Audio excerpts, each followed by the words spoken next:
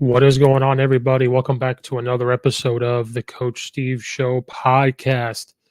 Today, we're going to discuss a little bit about Auburn football once again. We're going to talk about the Auburn football Bryan Harsin situation. He is back as still the football coach. I guess he was never gone, but they're committed apparently for him to be the football coach. So that whole saga is over, but is it really over? Who won and lost in this situation? What's the future going to hold for them next year in that situation? And then I've briefly going to talk about, will the NIL hurt college football in any way? We've talked about Jimbo Fisher we've talked about players making money from something, how are colleges going to handle this? Has the NCAA going to handle this? The whole pay player thing. We're going to discuss that today on the Coach Steve Show podcast. If you're watching on YouTube, thank you so much. Please hit the like button and the subscribe button. It just helps out the algorithm, which again, I don't understand. Leave a comment in the comment section down below. And if you're listening to your podcast in audio form, thank you for listening. Wherever you're listening to it, because it can be found anywhere you listen to your podcast, make sure you follow it, rate it, be a friend, tell a friend, all that stuff. Check out the weekly episodes. Follow the show on Facebook, The Coach Steve Show, and then make sure that you follow the Twitter at Coach_Steve72. That's where I post all the stuff about the podcast and everything else. You could see what kind of guests I've had on. It's get to talk to coaches all over the country, which is pretty cool. Different talks and everything from Chicago Bears, Illini sports, everything else. So go do that for me. The podcast is also brought to you by the Belly Up Sports Podcast Network. If you go to bellyupsports.com, check out all the blogs, podcasts, media stuff out there. Something out there for everybody. Again, that's bellyupsports.com. Check all that out. That's where the podcast can be found. And the podcast is also brought to you by Coach Stone Football, and it's Back to the Basics books and drills. If you go to coachstonefootball.com and click on Back to the Basics drill manuals, there's plenty of books out there for you football coaches that are looking to find drills to get more simply to get better from youth, high school, and college. Again, that's coachstonefootball.com. Check out all the stuff there. Thank you, Coach Stone, for sponsoring the podcast. So, Bryan Harsin and the Auburn, we talked about it. I talked about if Gus should have stayed and everything. And then when you look more into what's going on with Bryan Harsin, yeah, things are not going well. But it was reported that they've been doing an investigation, talking about they're going to make the right decision. And so you wonder, what are they investigating? What are they even talking about? And, how did we get here? And, well, it was reported they're going to bring him back. A quote saying, "My most recent conversation with Coach Harsin has me convinced as ever in his commitment to our student athletes on and off the field, success, and his vision for our program." The president said in a statement, "We are equally committed to providing him with the necessary means to achieve that goal." So that came out after a week of speculation about Bryan Harsin's future at Auburn and an intentional inquiry into his handling of the football program. Harsin remains the head football coach of the Tigers. On Friday, the school announced he'll return. So a lot has happened and how quickly that has happened. So, talk about how we got here. How did we get here? Well, it started off, they went 6-7. They lost to Houston in the bowl game, but they had injuries. Bo Nix was hurt. And they had a young offensive line. The wide receiver play had been inconsistent. It's his first year.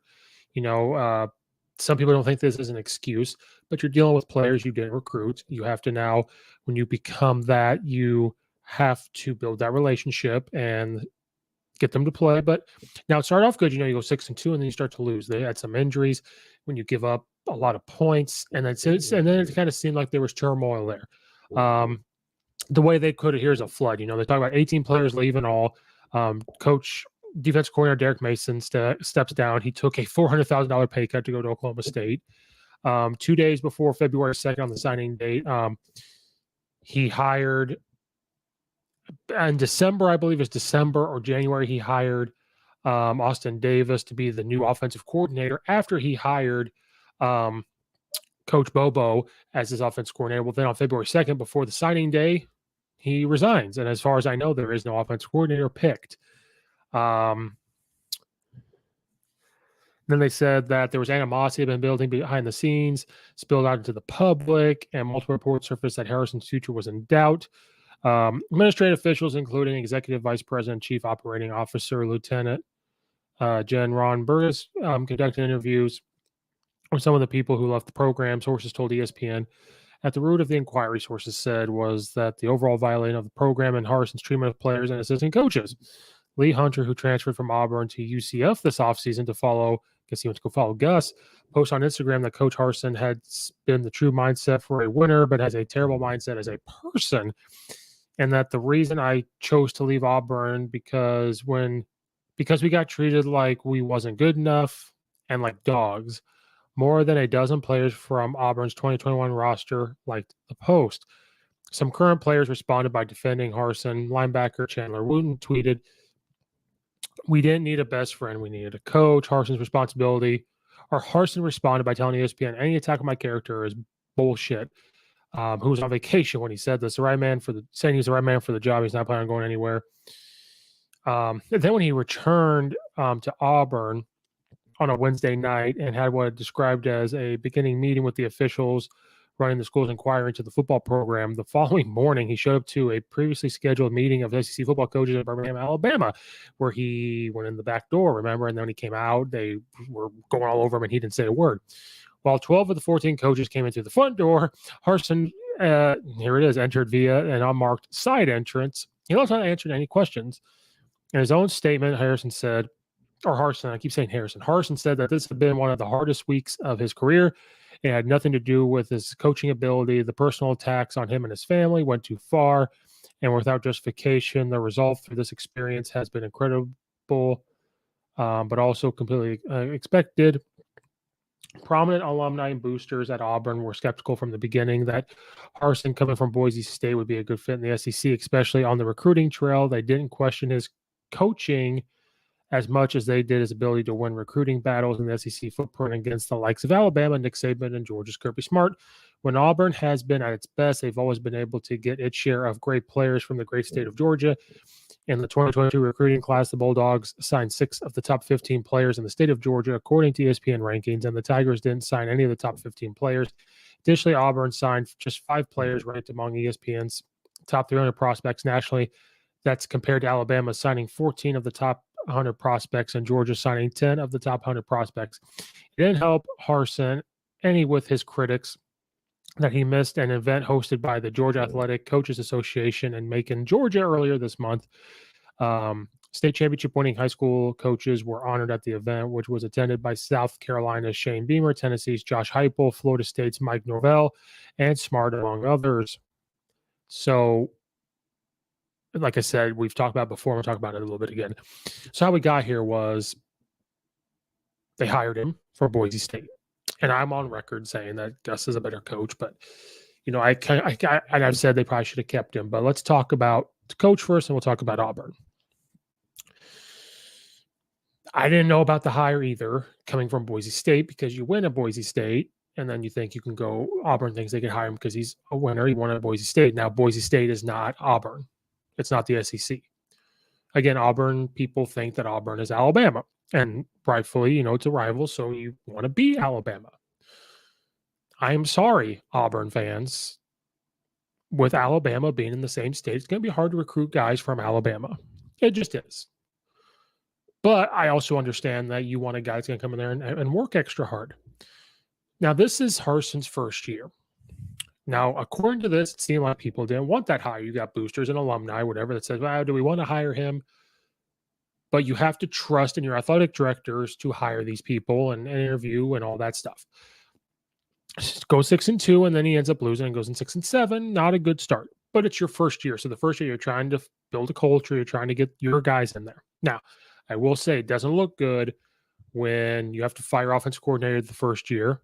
You have your defense coordinator not get fired, but then steps down, takes a pay cut to go somewhere else. Now, that's either on because Bryan Harsin is in a toxic coaching environment, or did Derek Mason just say, I'm tired of coaching the SEC. We're going to go to the Big 12, which I don't know. He was the head coach of Vanderbilt for a while. Maybe it just burned him out. He gets to Auburn. He's like, man, tired of it. I don't think that, because that's talking about a guy's competitiveness and fire in them. And I don't believe that, but it does look a little fishy. And so maybe they do want to look at it and say, yeah, we got to look into this. And now the player thing, that's a little different. Players nowadays might say these type of things. And again, as coaches, we have to adapt a little bit. And what I mean by adapt, and some people can argue with me on this, there's some players that can take a certain talking to or a certain, we call ass chewing, and some can't. So now you can give them an ass chewing, but it depends on what type. It can't be, you can't mother F them up and down and, all this stuff. And there's some where you can coach loudly to them, but say different things, but you're still coaching people the same. Now, some players, if they're not happy with you, they're going to say stuff like this. They're going to say this and that, because then you have players defend him saying, hey, he doesn't need to be our friend. He needs to be there for us, but he also needs to be a coach. There was also reports that players are saying he has a hard time building relationships. He's good at coaching, but he's not good at building relationships. And some of this may be hard to believe because of the success you have at Boise State. Now, did this just get brushed under because he was winning at Boise State? Winning cures a lot of issues. Like we saw, people think there's these big issues with Ed Ogeron. And when he's not winning, this is what happens when he gets fired. Those type of things. This is why some people think maybe there's stuff that Nick Saban does, but you never hear about it because he wins, which I don't believe. People say that about all winning coaches. But then it doesn't help when you see people like Urban Meyer, what happened with him at Florida, especially at Jacksonville, and a little bit of Ohio State, but it gets brushed under because he's winning games. So is that what they're talking about, Boise State? I mean, I doubt it, because Boise State, it's a good program, but it's not the SEC type programs. It's not the Big Ten type programs. So the player thing you have to take with a grain of salt. Oh, he coached this player way too hard. Maybe he got on their ass way too hard, and they take it personal. And are these players playing? Do they start? Is that really why they're leaving? And that's the type of stuff you have to look at. Are their starters leaving? Now, they had 18 players. Are some of them starters? Did they get mad that they were losing? Did Bryan Harsin overcoach and not make adjustments? It's first year. So in that aspect, it does look fishy. But how many times do you hear about, maybe this happens more often than we think, it just got leaked to the media, which again, things get leaked to the media and they immediately have to, report it and everything else. And it doesn't look good, because one of them was Bo Nix that travels to Oregon. He stayed, tried to give Coach Harsin a chance. Maybe he doesn't like the offense. Maybe he, we're going to get to NIL stuff here in a second. Maybe this all plays a part. So yes, things aren't going that way, but at the same time, it's his first year. You have to let him try to build a program. Now, flip side of this, it looks like Auburn was just trying to make something up to get rid of him, because it was already reported that some alumni and some of the boosters don't like him. And so because they don't like him, and Auburn, you realize how they pay these coaches. They pay these coaches with donations and these boosters. I always go back to in Illinois, when we had our budget thing in the state of Illinois, the U of I hired Lovie Smith, and they gave him a $21 million salary over 5 or 6 years. I can't remember. So you're paying him like $2 or $3 million a year, something like that. And I remember a lot of people in the state of Illinois threw their hands up and said, why are we paying him this much money when we're having school cuts, we're having this type of cuts in the state budget and everything else? But you have to realize, the U of I is not paying him from their education fund. There's a whole other fund that's athletics. Athletics pays that salary. Boosters giving them money, saying, I'm going to give you $1 million. But and this $1 million is only going to pay for the football program. I'm going to give you $2 million, but it's only going to the softball program. You see what I mean? Or it's just going to go straight to athletics. You do what you want. That's how they make their money. Now, athletic directors are a little different. They probably get paid from the school. But when we talk about coaches, that's a part of how they can get paid. So you have to be really nice to alumni. You have to be really nice to boosters. You have to be really nice to fundraisers. Very nice. So it's his first year. Now, there's also other reports out there that got mad because he wasn't doing traditional things, which I get and don't get. If there's something there that has been done since the dawn of the school, maybe you need to continue it. But some coaches can come in and start their own thing. So if it's like, well, we usually go to this thing or that thing, you kind of have to play along, but then you build something or you have meetings and you say, well, let's do this way or this way. I'm not a high college coach, but there's those type of things that do happen. And so it's just basically you're making people mad. So it just looks like from the powers that be, we're coming on to the president of Auburn and the AD and say, we're not happy. He needs to go. But in these contracts, because college football coaches have the best agents and contracts ever, because they get paid a lot of money and they get paid a lot of money to leave. It's a messed up system. It's a completely messed up system where you could pay a guy $21 million to leave because of how these contracts work. These agents have got to be the best ever. And then some of these presidents and ADs have to be some of the dumbest people that have PhDs. And then some of these guys hire hiring committees to like. What I really like about the high school world is when you interview for a job, you mainly interview with the head coach because that's who you report to.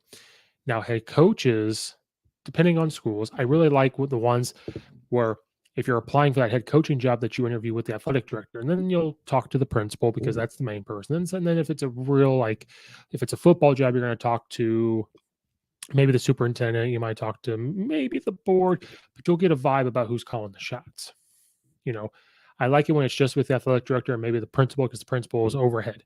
But I like with the athletic director because they're in charge of athletics. When you interview for those jobs, it's not, well, you're not going to talk to me, but you're going to go talk to the board and not talk to me. They make the decision. You're going to go talk to the booster.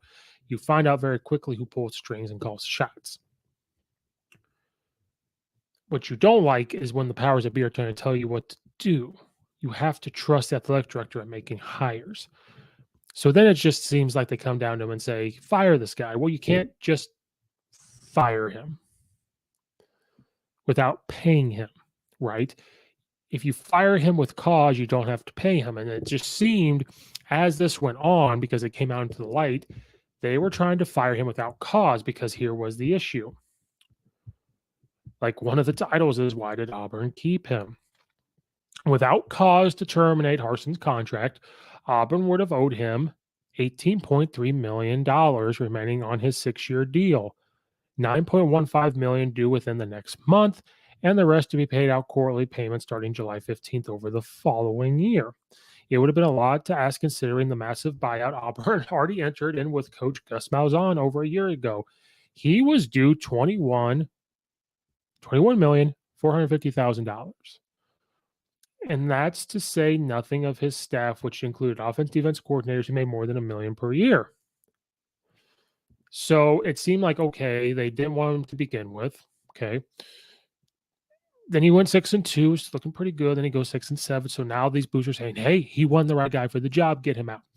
So then it seemed like, did they force these players to say something, or was this just icing on the cake for players to come out and say this stuff? What the players said, yeah, maybe a little concerning. So when these gets brought to your attention, you as an athletic director just observe and see what happens. Maybe talk to some of these coaches internally and say, maybe find out why they left or how they left. I don't know if you're supposed to ask that, but there's ways to find this out. So yes, some of this is concerning on the Bryan Harsin end. But what seems to be concerning is the Auburn side of things. So that's a big thing to talk about, where it just looked like you're trying to find things to fire him for. So you're talking to these players saying, what else did he do? Did he hit you? Did he do this? Did he do that? Well, no, this is who he is. We can't fire him for that. Oh, the draft or the draft, the recruiting, like we weren't ranked as high as we can fire him for that, right? Well, no, you can't fire him for that. With Gal giving way to new president Chris Roberts in May, sources told ESPN that Gal wasn't in favor of making another head coaching change and having to pay another huge buyout, then having to hire another head coach at this juncture, especially when the new president would be in place for the next football season. And with the way the whole thing dragged on with Harsin and his family being attacked on social media, the administration knew that Harsin had almost become a sympathetic figure with fans, most of whom were tired of the chaos and instability surrounding the program. And a select few money people calling all the shots. The SEC announced an annual distribution of roughly $54.6 million per school on Thursday, but paying multiple former coaches would have been a stretch. So some things, yes, are concerning, but I mean, people leave Nick Saban, and do people say, do they hate it? Do they not hate it? So, I mean, I guess that's a little different because they're winning, and Auburn, going 6-7. I mean, you could have said that about Lane Kiffin. Lane Kiffin was a couple of years at Alabama, won a championship when he went to, FAU, and he got paid $1 million. He was getting paid more at Alabama. So where was those questions? Maybe Derek Mason just didn't like Auburn. Maybe because in the office, he could see the writing on the wall. Like, we don't know everything fully. Yes, it is concerning. Oh, he doesn't build a relationship with players. Oh, the way he talks to players, maybe. Oh, recruiting. Yeah, the recruiting thing sucks, but it's your first year. Now, if this continues for the next 2 years, you got to get rid of him. You're paying him the money anyway.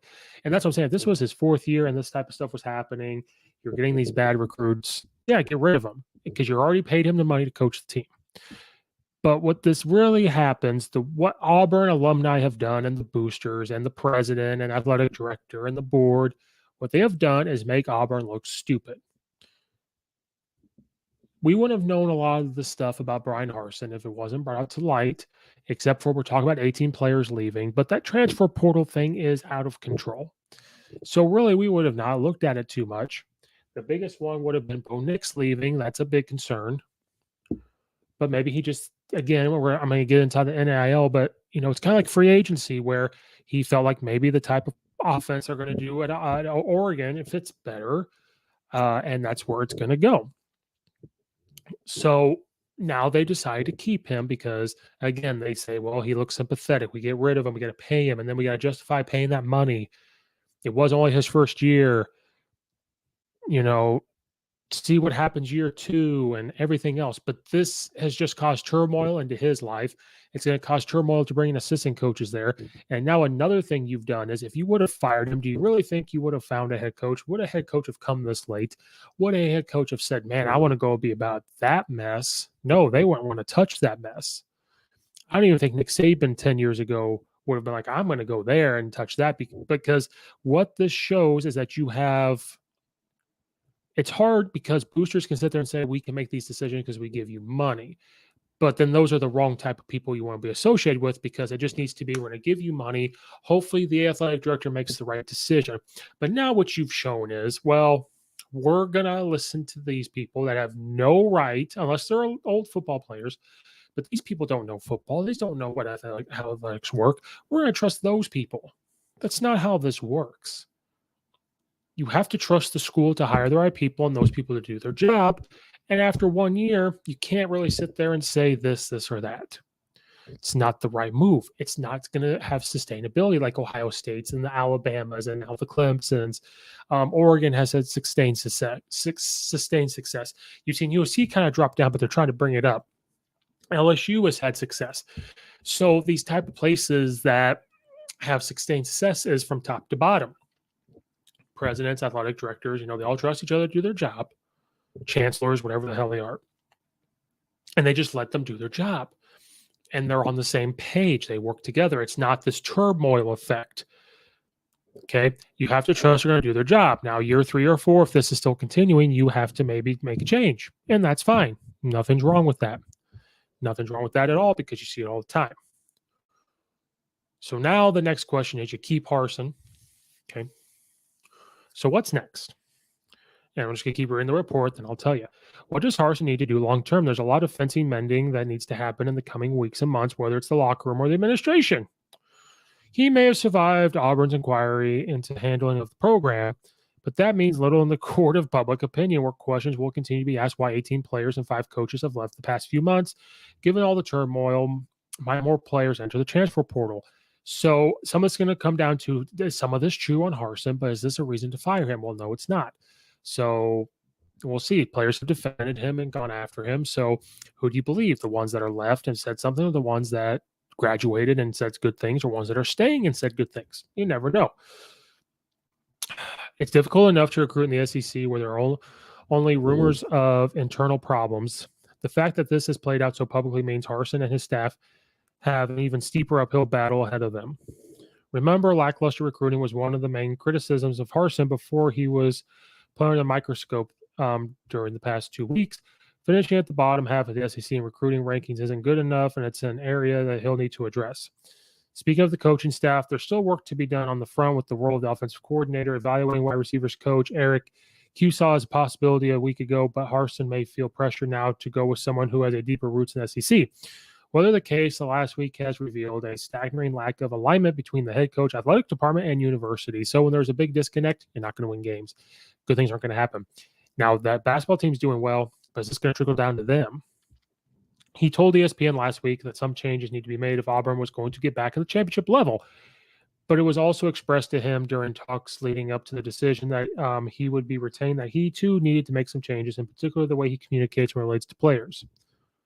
So him admitting something, does he think that maybe Boise State was different than this? Like, see, this is where it gets confusing. Like, how are you talking to players? Are you trying to build a relationship with them? Are you talking to the players you have now as parents? Did you not have to do that at Boise State? Because at Boise State, there was no other school to go to, so that's where they went here. You've got to convince them. You've got to talk to parents. So maybe that's it. Maybe he's got to learn. So maybe he wasn't the right hire to begin with, and maybe the administration's on to something. Maybe they should have went with a big name, but it is all very concerning. So then they talk about what's in store next season, and I'm not going to read all that because I have my own problems. And maybe writing's on the wall that he could get fired next year. Because at the very bottom of this, given the schedule and the roster makeup, it's difficult to imagine a quick turnaround after going 6-7. If a sub 500 record was enough to throw Harrison's job in doubt this time, we could be right there at this time next year. The one thing that won't change much between now and then will be his buyout. Even if Harsin were to be fired without cause following the 2022 season, Auburn would still owe him $15 million. So let's talk about their schedule real quick. So because of this, we got to see what type of players leave. Didn't have a great recruiting class. Disconnect between administration and the athletic department, and above, boosters, alumni. Change of coaching staff. First game against Mercer. Now they should just beat Mercer on principle. San Jose State. Now they should beat them on principle, but I would not put out San Jose State making this a game. And then Penn State. They lost to Penn State last year. Penn State's a pretty good team. I could see them losing to Penn State. Missouri recruited well, and they're better. Do not be surprised if Missouri beats them. And then LSU. Now, Brian Kelly, I don't think is going to do that great at LSU. But LSU played a lot better at the end of the year and had those players. This could be a close one. Now, Auburn could win this one, but don't be shocked if LSU wins. Then it's Georgia. Georgia wins. Ole Miss. Lane Kiffin's a better coach. It has the program better at place. Ole Miss. Coach Pittman is a dude at Arkansas. Arkansas would win. Mississippi State whipped them last year, and Mike Leach is going to have that program better. Beats them. Texas A&M had the number one recruiting class. Beats Auburn. And then Western Kentucky, Auburn just went off principle. And then because of the turmoil, I know they played them close last year, but with everything going on, and they ended with Alabama, and they beat Alabama. So right now you've got an Alabama loss, Texas A&M loss, Mississippi State loss, Arkansas loss, Ole Miss loss, Georgia loss. Right there's 6. And then the ones that are kind of up in the air, LSU, Missouri, and Penn State. Maybe they beat Penn State, but I could see them losing to Missouri, so there's 7. LSU with new coaching staff and new offense and defense and everything else that they're going to have to learn. Battle. Let's just say they do win that one. Okay. And then they win the rest. Well, that's 7 losses. So now you're looking at, a 6-6 record. Again. Or now you're looking at 5-7 record. He will probably be fired. He'll probably be fired during that stretch. I would not be shocked because of everything that happened When they get to the Arkansas game or Mississippi State game and they lose, they fire him. And it's just a sad situation because they didn't give him an opportunity to try to do something. They have this type of thing go on the first year, stuff that could be fixed the second year. So it's just a bad situation to see for a coach. But again, if some of the stuff again, is it worth firing? No, no, not necessarily. But he claims he's got to do differently with players, and that again, when you hire somebody from a school like Boise State, it's weird. Did he not have to, I don't know. There has been reports that with this team at Auburn, he didn't talk to the current players' parents. He didn't talk to whatever. So it's weird. And Auburn hurts the most from this. Harsin's going to hurt, but he'll have money. I know the world ain't about money, but like at least the pressure of like bills and all that don't go on to him. But it's just 1 year. 1 year, and he didn't abuse a player. He didn't cheat and everything else. It just, bad situation. I'll see him being fired next year after everything that happened. It's a sad thing. So before we move on and talk about the NIL, football coaches, if I still have your ear, your big guys in the trenches, your offensive defensive line, they take a lot of blows, right, in practice. It's the best position in football. They're always hitting, they're always blocking and getting off blocks. That's a lot of hits they're taking. I know they're the only with their head, but that's a lot of pressure on that helmet. It's a lot of hits. Well, there's a way to protect those shells or reduce the repetitive blows those guys are taking each and every week, and it's guardian caps. It's going to reduce the impact by up to 33%, which is huge. Very easy, just goes over the helmet, and it's stylish. You can get colors to fit your helmet. Pretty cool. I like the camo ones. And I know I'm here to save you money because it's all about saving money. It's all about, I know in the fundraising money, you've got a budget. Well, I'm here to try to help you guys out. It's worn by over 5 NFL teams and 200 plus colleges like Oklahoma, Penn State, Alabama, and Georgia. If you go to guardiansports.com/guardian-caps and use the code 15 off at checkout, it's going to save 15% off your order. That's huge. If you want to buy 5 of them, it's going to save you 50%. And if you want to buy a few each and every year, it's good. 15, just use the code 15 off and save 15%. That's saving you money. I'm here about to save you money. So go do that for me. It'd be really appreciated. Help those big guys out in the trenches. Thank you, Guardian Caps, for sponsoring the podcast. Okay. So NIL has become huge. It's become huge. And talking about Auburn, and then we talked before about Texas A&M. Is this going to hurt college football? Now, the big question always was, should college football players get paid? And the answer is yes and no. The answer is yes, because you look at on TV, you see Alabama, you see Clemson, you see Oklahoma's, Texas A&M's, Texas, Florida's, where these coaches are making 5 to 12 million, somewhere in their dollars a year. And the question always was, well, if they're making this money, what about these college athletes? Well, it said they're amateurs. Okay. So they can't make any money. Well, it's not really amateurism when this type of money's been thrown around, and those players are making the coaches and the school money. And what people don't want to admit is those new computer labs are paid for by athletics usually like that. That's why you look at these big time schools, they get nicer things because athletics can help pay for that. More views on TV, people travel there to buy a ticket, that gets that. That's what pays it. So when this Rutgers professor sued its own university because they wanted better things, well, I know Rutgers just beat Illinois in basketball, but overall, program is get a better program. That's why Alabama's got nice things. Clemson's got nice things. Oklahoma's got nice things. Texas has got a lot of nice things. USC. So Oregon. Now, maybe not them because they got the Nike, Phil Knight, but get a better program. And that's what people don't want to admit is that athletics pays a lot for this stuff, and they don't want to admit that. So that was always the big talk. Well, they get paid in their scholarship. But then it was, well, if they live in a dorm, they don't have money for food, and then they start to get stipend, kind of like a stipend where they get to pay bills and live in an apartment instead of a dorm and all that stuff.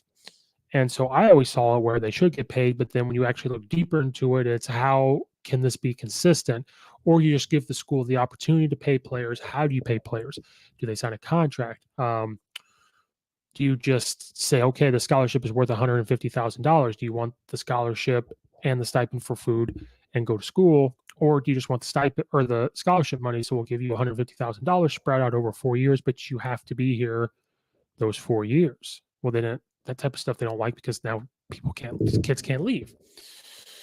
But then it's, well, now they're not going to school. So if they're not going to school, they can't play. So that's kind of out the window. So it just became, and there's way different ideas of how to pay players, but that was one of the big things. But when you actually dug deep into it, it would be very hard to have this be all over NCAA because of, even like Title IX. Because, yeah, football, you can sit there and say you can pay players. But what about basketball? Well, basketball has March Madness, so they can figure it out. Okay. But what about girls basketball? Okay, women's basketball, excuse me. Do they get the same type of television stuff and money? No, and it's nothing against them. It's just you have to look at where the money is. What about softball? What about baseball? What about track?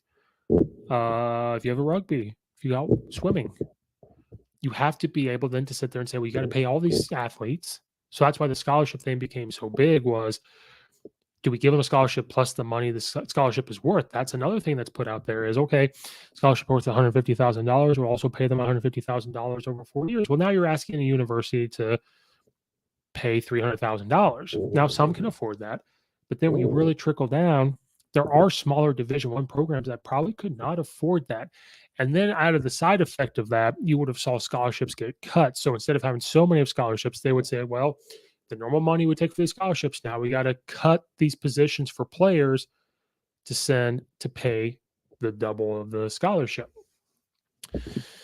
And again, this can go on and on for hours, but those were the situations you fell into. And then when you really looked at it, well, look at Division I AA's. Can they afford to pay players? No, because when you look at Division I AA's, like here in Illinois, look at Illinois State, EIU, Southern, they really rely on enrollment. They really rely on that.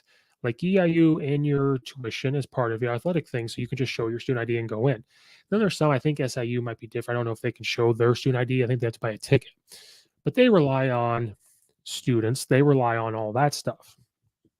And so, and their head coaches aren't making millions of dollars. They're making $100,000 to maybe $300,000. Now that's a lot, but that's not $1 million. And their assistants are making anywhere from $30,000 to $80,000.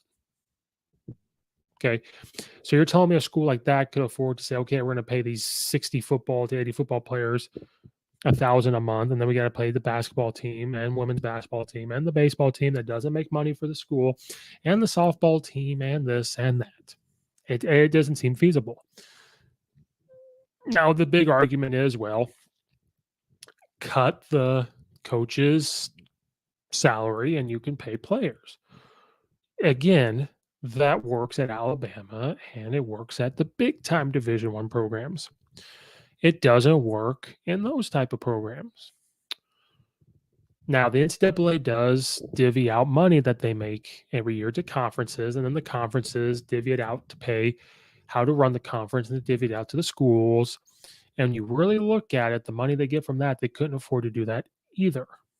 So that's just a quick snippet of the big talk about paying players. And I'm all for paying players. But then it also came down to how much do you pay players? Well, do you pay the quarterback more? Is he an All-American? Does he get paid more? So then we're kind of flirting with, and Coach Leach said this before, we're now starting to flirt with NFL free agency contracts.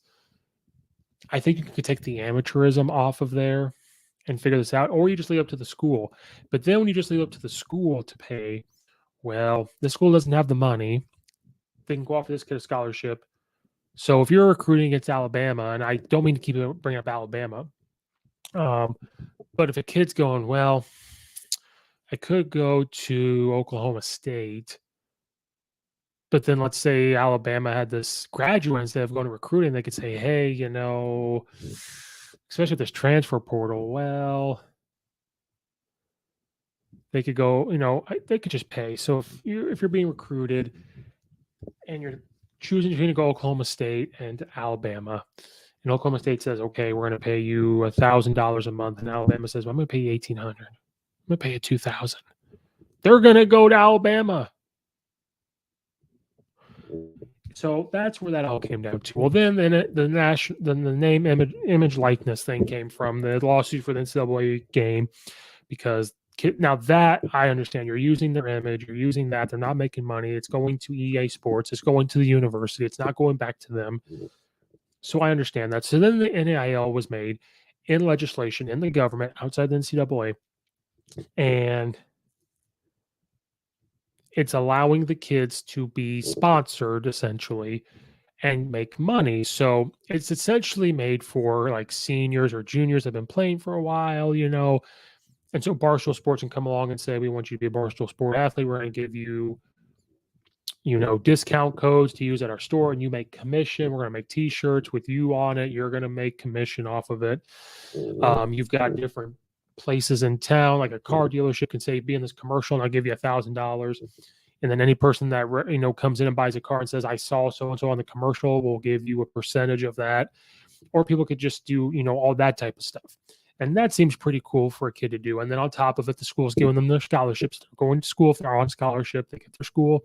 And then this grocery store can give you, we're going to give you $100 a month. Most people can do this. Like, there's just a lot of things that can go on with this NIL, and it seems pretty cool. So it's like, okay, they can finally get paid. They can finally start doing some of this. Now the NCAA doesn't really like it because they just believe in this amateurism. They want to pay players. So their reasoning is a little different. What I worry about is the type of free agency stuff that happens, because there's really nothing controlling this. Now, do you really want the NCAA to control it? I don't know, but there's got to be something, and it's going to start slowly, and it's already kind of happening, slowly get out of control. First of all, they need to put a clamp on this transfer portal, because here's what's going to start happening, and it's not reported yet. Well, let's take a step back here. I guarantee you, for years, there have been colleges that pay players and do this sketchy stuff, and some have been caught. There's been documentaries, and then some that have not been caught. Well, now it's going to be legal. So this pizza place, that's a big time place, wants to go with a coach and say, if you get that kid to come here, we'll give him X amount of money, you know, or they sign rings for their, you know, all that type of stuff. That stuff's been going on for a while, but now it's just going to be in the light because of NIL. And this transfer portal is going to turn to free agency, because a kid can go in the transfer portal and go somewhere else. So here's what's going to start happening that I fear. I'm a person that's at a university. Maybe I don't play enough, you know, or maybe I was a starter for a little bit and then I got replaced. I don't like it. I go in the transfer portal. If I'm still good enough, the school can sit here and say, okay, we have a scholarship. You can come here. But then another school could come in and say, well, I have a scholarship too, but I have this insurance firm that already sponsors the school. They'll give you $10,000. Well, that kid's going. That's where he's going to go. You know, they're going to look at the better deal. And to some people, that sounds really sketchy, but it's NIL. So there has to be some type of clamp, I think, in recruiting. And this is also, the transfer portal is going to slowly hurt recruiting, because why go try to convince this 18-year-old kid who you may have to redshirt, or you can go and get this sophomore or junior that's been in there a couple times and been around college football a little bit, just convince them to come. And you're like, I don't have to redshirt them. They're going to play right away, that type of stuff. So is NIL going to hurt college football? It is, and it's not. It is not going to, because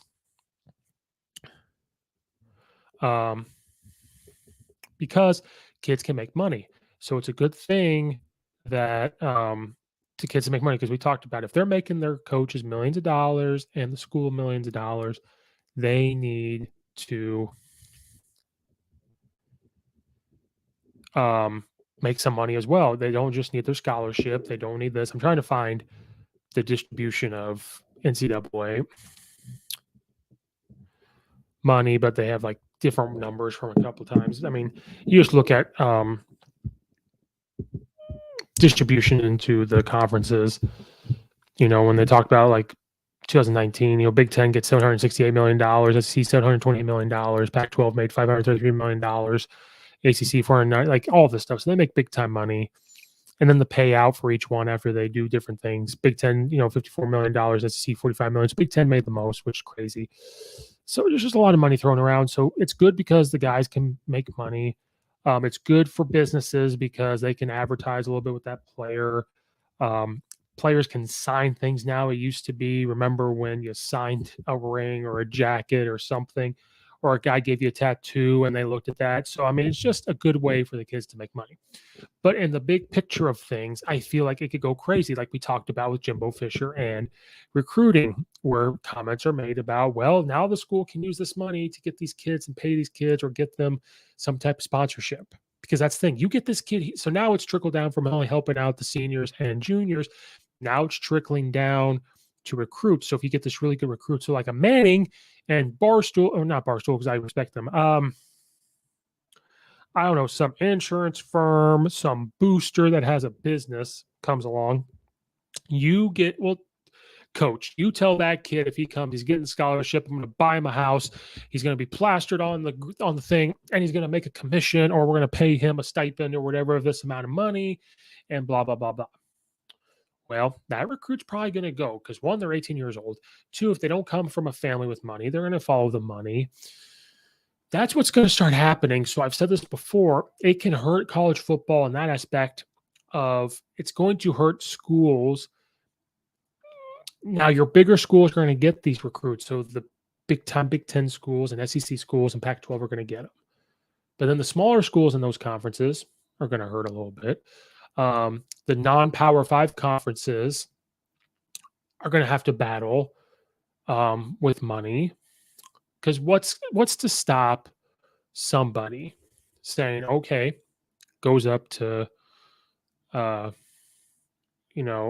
any type of school. Let's say they go up to Lincoln Riley and say, okay, this is a really good kid in California. Okay, how about this? We will pay his whole tuition and we'll give him something each month so that way he can live in an apartment and have food, go out to restaurants, go to a movie. Don't use the scholarship on him. He'll be a walk-on and we'll just write him the check. Take that scholarship and go get a different player. That, a player that maybe you could only offer him a partial and he's going to a different school. But now you can take that scholarship and go get that kid. So now you could see the walk-on thing. Now, is this big time that I'm talking about? Not yet. But what I'm saying is it could. This could happen. And so now you could look at walk-ons coming in, but be starters. You know what I mean? Because when you're a walk-on, you pay the school anyway. So what's to stop a place from doing that? If a place has money, what's stopping somebody that is an alum or a booster that has $600 million to their name? Their kids are taken care of. They've got a nice house and cars. What's to stop them from going back to their place of employment, where they went to school and have this pride and say, I will pay that kid's whole tuition. I will pay his apartment and he will get some stuff for food. And you could take that scholarship and go, I'll do this for 2 kids. If he does it for 2 kids and pays the tuition and all that, and let's say he pays $400,000 out of $600 million, take the 2 scholarships or whatever it is and go get that kid and boost up this. That's what's going to happen. And then it's just going to go back to the transfer portal. You enter the portal, and then you're going to see collusion. Can a coach go talk to a college kid? Now, if you DM them and send them a message, it's there. It's going to go against. So it can hurt. It's going to help players to make money. But when this thing happened, it just kind of opened the door to a lot of backdoor deals, a lot of interference with things. It's going to come down to a lot of, we're going to still have this shadiness going on. So it's slowly turning into free agency. It's slowly turning into, like the G League of NBA, of NFL, which that needs to be the USFL and it needs to be XFL. So to me, there has to be something on this transfer portal and the money being made. Does the NCAA take control of that? Because I kind of don't trust them. I think the only rule needs to be they can make whatever money they want Now, I think changes will happen no matter what. There probably needs to be a rule of can't offer them anything when they're not recruited. The transfer portal, maybe you can't control that, but then the transfer portal has to have rules. Let's say a kid transfers, they can only transfer one time. Let's just say that. Let's just say when they sign with the school and they get there, they can't leave until maybe their second year, and the redshirt year probably shouldn't count. And they have to stay there for 2 years. And then they enter the transfer portal one time. And maybe there needs to be a clamp on that where you can't talk to a coach and say, offer them this money when they're not at the school. And maybe they can't use that. Somehow there has to be legal wording somewhere to make it to where that doesn't happen. Because if you go to the transfer portal, it's not fair to a bigger school that has more money to a school that doesn't, that could maybe get him. You know what I mean? So this transfer portal and NIL is going to be crazy. It's already starting to get there. There's not full 100% reports, but you look at different things and go, transfer portal is just a problem, number one. It's nice because if coaches can leave, players should be able to leave. I think a coach has to stay for 2 or 3 years before they decide to take off. And I think a player has to stay for 2 or 3 years before they decide to take off. They have to honor something before they just up and leave for a job, which sucks for a coach because let's say after their first year, they do really well and a bigger time school comes along with more money. It just kind of sucks. But if we want to make it even, because that's what the transfer portal was the coach had too much power to tell the player where they could go and not go if they wanted to leave. But then the coach can leave whenever he wanted, which some schools are fine with because now they don't have to pay that guy, blah, blah, blah. So there just has to be some type of clamp on NIL. So NIL will help college football and the players to make money, but it's also eventually going to start hurting it because you're going to see these guys go to other schools. You can't tell me, and Nick Saban will go by the rules. Nick Saban going and getting recruits because they have the money. They have the boosters. So now he can sit there and say, hey, we got the money. Already a good recruiter, and he could be cocky about it. He could come back and say, I'm one of the best recruiters in the world. So you want to give me more weapons of money? Because I already got being best recruiter in the world. I've got the championships. We're in the SEC, so we're playing the best of the best, and you're going to be the best of the best. And I can pay these guys. That's insane. So it is going to hurt overall college football eventually because you're eventually going to start to see free agency stuff happening. You're going to see contracts. You're going to see businesses come along. You're going to see different things that, well, I can offer you this much money each month or this whole overall more than that school. That's the type of stuff that's about to happen in this NIL if it's not controlled. And we're already slowly getting there. So somewhere we've got to get this under control. That's what I have to say about that. So again, thank you guys so much for watching or listening. Make sure you like and subscribe to the YouTube channel. Wherever you listen to your podcast, follow it, rate it, be a friend, tell a friend. Check out all the affiliates in the description below. Leave a comment in the comment section down below. What do you guys think? How is Auburn going to do this year? Is NIL really going to hurt college football in the long run? Comment. Let me know what you guys think. Again, Twitter at Coach_Steve72. Follow the Facebook page, all that good stuff. Thank you guys for watching or listening. Thank you guys so much. Check out the weekly episodes. Until next time, this is Coach Steve, another episode of the Coach Steve Show podcast, and we are out of here.